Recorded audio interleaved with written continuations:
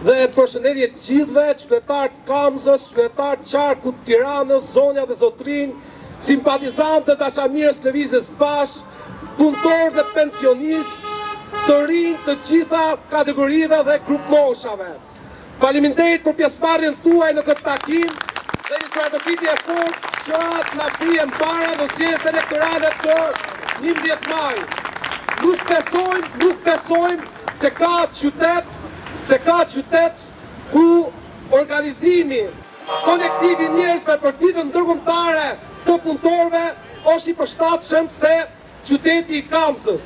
Qyteti i 10 mijëra krave që shkojnë dhe punojnë dhe rrobtohen nëpër pasoneri për paka minimale.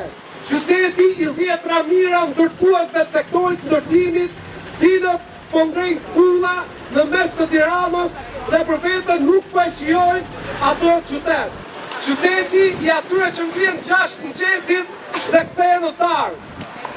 Unë do t'ju thoj sipas festave kalendarike zyrtare, 1 maj është ditë pushimi, po në fakt është ditë pushimi vetëm për punëtorët e shtetit, ose për i pjesë punëtorëve të shtetit.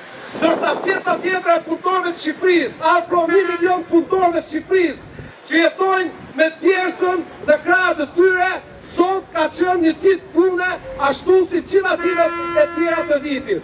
Do ju thoja urime 1 maj nëse djersa e pensionistëve, e 700.000 pensionistëve, burra dhe krave, që kanë dalë në pension, do t'ishte e shpërblyer në mënyrë të drejtë.